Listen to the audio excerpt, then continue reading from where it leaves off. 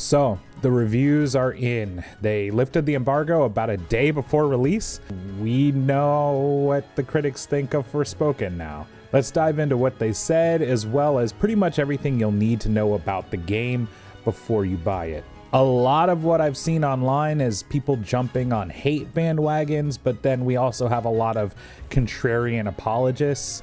So it's really kind of hard to get a good gauge as to whether or not the game is good. And then the reviewers, they're all over the place, it's really hard to know. But seeing what I've seen of the game, and then seeing what I've seen of games like Valkyrie Elysium, which has a higher Metacritic score, there's no way that I'm going to trust everything that I've seen out there. Anyway, let's jump into it. I'm Solace. This is Solace and Dread. We produce reaction videos as well as analytical content primarily focused on Nintendo, Square Enix, and Capcom publications. You can also catch us live, probably playing this game, over on twitch.tv/SolaceandDread, or keep up with everything we're doing over on Twitter.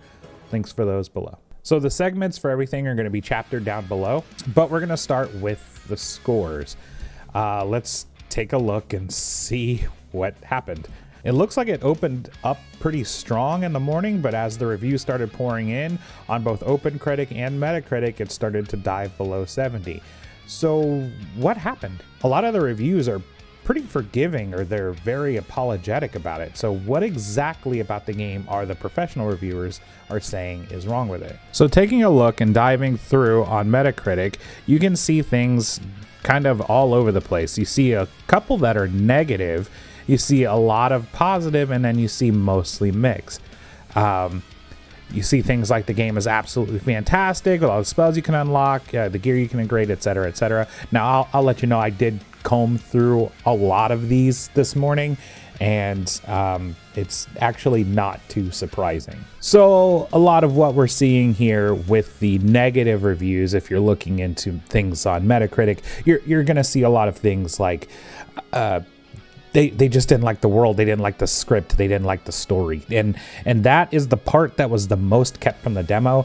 They're also indicating that the combat is the strongest selling point of the game, and even the negatives have said if you enjoyed the combat during the demo, then the game might be worth your time. So when you look at the 70 scores, where everything seems to be mixed, a lot of what people are saying is they just weren't in love with the way the story was told.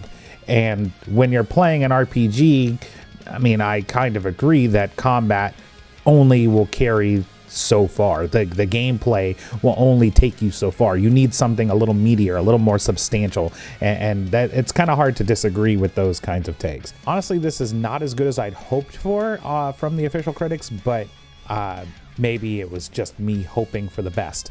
I want this game to succeed because, frankly, you know, the way it was presented to me, I was in love with it. The demo pulled me in. The dialogue was a little cheesy, but you know, that's my personal opinion there.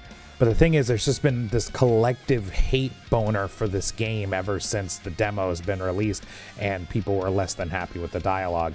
And then you look at the reviews, and they're just so all over the place. I think this is the kind of the game that you really need to jump in and formulate your own opinion, and you can decide which end of the spectrum that you fall on. So let's talk about the lore. In case you don't know, maybe you clicked on this because you keep hearing about Forspoken and you have no idea what the hell it is. So a quick run through of the lore of the game and part of what attracted me to it. It's an isekai. If you don't know what that is, it's basically you take a character and you thrust them into some world that's out of time or out of place for them, and you know, they are adapting to that new world. All of a sudden, Frey, the main character, she has powers, and there's a lot of tropes that fall with that. You know, like the one scene from the game that kind of went viral, where she gets her powers, and she's like, "I just moved shit with my mind." And here, did I just do that? Well, definitely with my assistance. I did not just do that. We did. I just moved shit with my mind. Perhaps our connection has somehow awoken some abilities. I just moved shit with my mind. I just keep hearing I. I just moved shit with my freaking mind! Yeah, okay, that is something I do now. I do magic, talk to sentient cuffs, kill jacked up beasts. You know what? I'll probably fly next. Now you're just being ridiculous. Oh, that's too far. Good to know there was a line. If you could just master these new abilities, with my help, of course. Did you not just see me take out that gnarly beast? Oh, bring it, you mangled monsters. Okay, so not the best dialogue. There's a lot of that, especially in the demo. The quips back and forth between Cuff and Frey. That banter does get a little tiresome, I have to admit. But that comes along with it, with this kind of thing with an isekai. And if I'm willing to accept that in dubbed anime or any other media, then I can get on board with it for an isekai video game. I can sweep that under the rug and just move with it. So, is it good? Yeah, it is good. I think it's better than the critics are giving it credit for. I think it's better than most of the Nintendo titles that have come out in recent history. That's where my bread and butter lies, but I have limited exposure. I think that from what the critics are saying, try the demo and then take your time with the demo. And if you enjoyed that, then you're gonna like this game. That's literally what everybody's saying. The price tag is a bit steep. It's $70, but that is the price of PS5 games now, and it's starting to become normalized. So the only thing that I ask, and I like what you like, don't like what you don't like. I don't care. I encourage people to like different things, but the only thing that I really ask is formulate your own opinion based on your experience in the game. If you didn't play it, don't come after the devs. Don't knock what other people are enjoying. If other people are saying they like the game, don't be that asshole that wants to go in and try to ruin the fun for everybody else. You've seen the memes. Full disclosure, at the time of covering this, I have not played the game in full. I've only played the demo, and I've looked at a lot of the leaked gameplay footage just so I could get a full understanding of what I was jumping into, because at the time I figured I was gonna have to shell out $70 on PS5 to get this game. However, it came to my attention this morning that Square Enix provided us with a review copy. I'm very excited about that, but I understand that I am not sitting in the position that most people are, and that most people that are going to play this are going to have to pay for it. So I will always be honest. I've been honest about this game before I even knew that we were going to get sponsored, and I hate seeing when people are just unnecessarily bitter about things that they don't need to be. And I will just go ahead and say it. There's some part of me that has a sneaking suspicion that because the game features a black female protagonist, that people are just gonna act a certain type of way.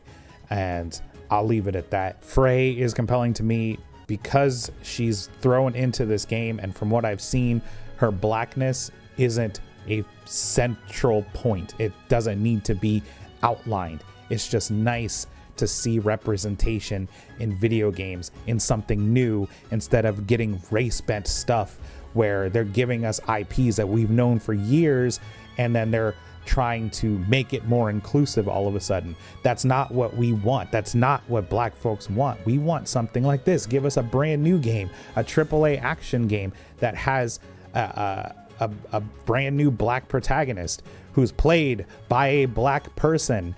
Like, this is exactly what I've been asking for. This is exactly what I've wanted. This is exactly what the black community wanted. We'll be playing a lot of this live over on twitch.tv/SolaceandDread. So feel free to drop in and tell us what you think of the game. You can come in and tell me how much you don't like it. You can tell me how much you like it. You can do what everybody asks, like, so is it worth it? I mean, I answered it here, but yes, the game I think is worth it, but we will be covering it thanks to Square Enix at no cost. So, but feel free to jump in and say hello. Again, you can follow us over on Twitter. So make sure you subscribe, guys. We've been posting a lot of content. We've been very consistent here. I'm very proud of the library of videos that we've been putting out. I found our niche, and I like creating content, static content, more than anything these days. It's definitely my favorite part of being a content creator. I love some of the stuff we have coming, and like I said, over on TikTok and on YouTube Shorts, we're going to be doing a series of the best black video game characters of all time. We're going to do one for every day in the month of February for Black History Month. But that's it. That's it from me. Thanks for watching. We'll see you soon, and long live the Turtle Kingdom.